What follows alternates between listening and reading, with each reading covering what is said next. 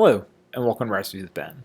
In today's video, I'm trying out binging with Babish's recipes for English Muffin that he recently posted on his channel. I'm also a pretty big fan of his stuff, so I just wanted to see how his recipes turn out. So the plan is to make his recipe according to his video/blog post, and then taste test it at the end, so stick around to the end of the video to see how they turned out. Alright, so to begin, I'm going to use a stand mixer to make the dough. And I'm going to cut the recipe in half and only make 6 English muffins instead of 12. But feel free to scale up or scale down based on your needs. I'm going to start with the paddle attachment as he recommends and add the dry ingredients. So first I'll add all the all-purpose flour,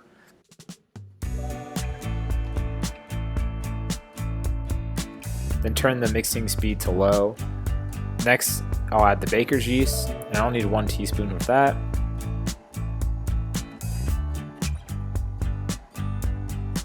After dumping in the mixture, it's time to add the butter, which I found cutting into smaller pieces makes it better to the dough. After mixing for a few seconds, the dry ingredients should become sandy in texture, and at that point it's time for kneading, at which point I'll switch out the paddle for the dough hook and begin the kneading process.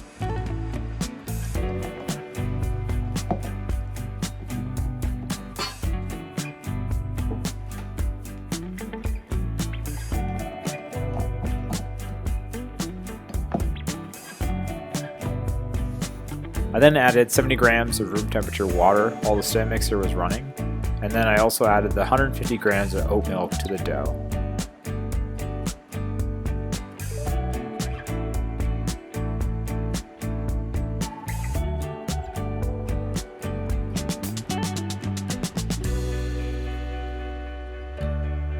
Now the kneading process takes several minutes, as it needs to knead until it completely comes clean from the bowl and can pass the window pane test. Also, about halfway through the kneading process while using the dough hook, I scraped the dough off the sides to help it better incorporate and form a nice dough at the end. It probably took about 10 minutes on medium speed to become a smooth, very stretchable dough that can pass that window pane test.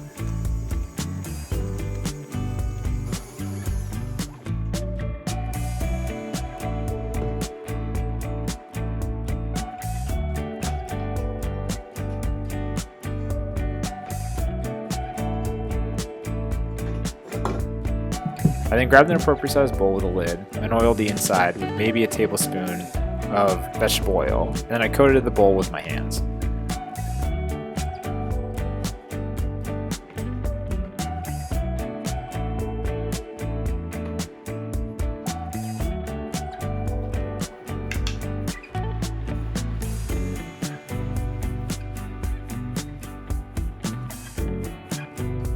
Then with a spatula, I scooped out the dough into the oil bowl and covered it with a lid.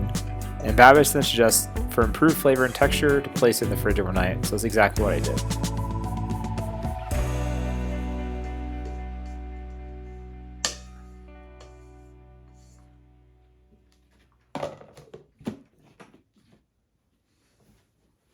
"18 hours later, it was time to continue on.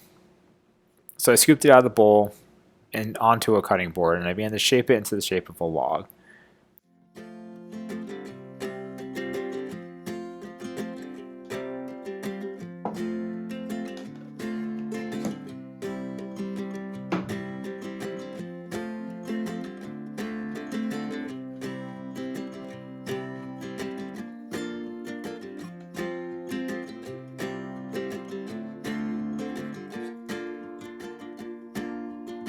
Now, if I had a scale, I would weigh out each ball evenly, but instead I used a pastry cutter and cut 5 4-inch pieces.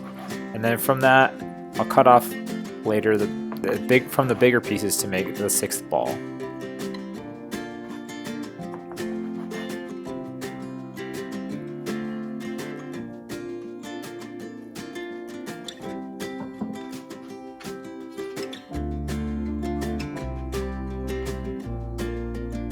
To make the dough, it's recommended to pinch the dough inward a couple times and then roll it on the surface using your hand as like a cup in a swirling motion. Also, instead of semolina flour, I found that cornmeal worked just as well, so I used that to cover the silicone mat and the tops and bottoms of the dough ball.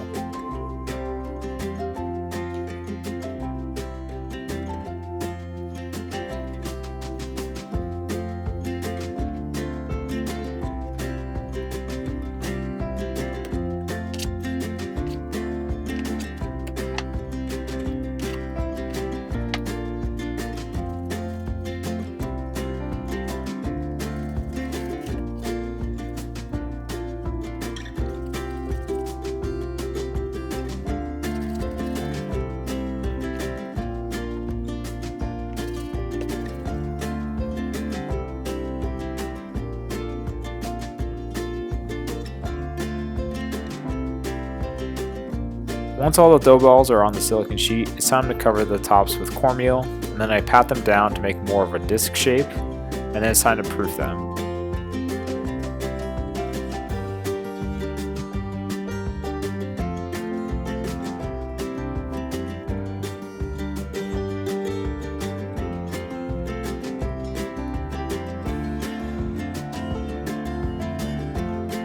Where I cover them with a towel and let them sit out at room temperature for 1 hour.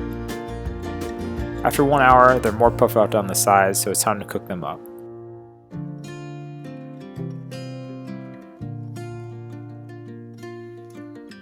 So first I heated a large non-stick pan over medium heat, and once it's hot enough, it's time to add the dough to that pan. This dough is super sticky and hard to deal with when it comes to picking it up off the silicone mat. But the tip Babish said was not to flip the dough onto the pan as it knocks out some of the air. So instead, use a spatula to lift it and place it onto the pan. And as you add the rest of the dough, it's also important to remember that they don't touch each other, otherwise they'll cook into one another. So if you need to cook this in batches, that's okay. But I have a big enough pan that I can hold 5 of the 6 dough balls.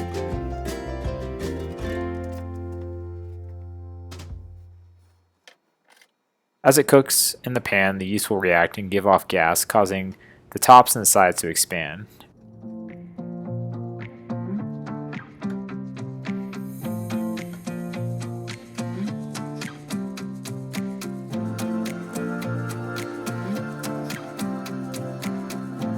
And after cooking on one side for about 6 to 8 minutes, I check the bottom, and you're looking for it to be golden to almost brown. Again, as you flip them over, it's important to space them out so they don't touch each other as they do cook. And the bottoms take about the same amount of time I found as the tops. But I did find once you flip them over, the bottoms that had that signature browning color I associate with English muffins. Using a spatula, again, remove them from the pan and let them cool while you cook the rest of the dough if you have any left. I found they kept well in the fridge in a sealed container once they had fully cooled, so no steam got trapped inside the container.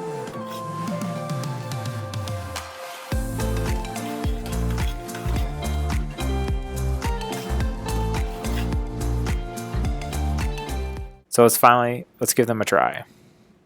Full disclosure, I'm trying them while they're still fresh and hot off the pan, and they cut open pretty easily with a nice serrated knife, such as a bread knife. Inside, they have a nice crumb texture.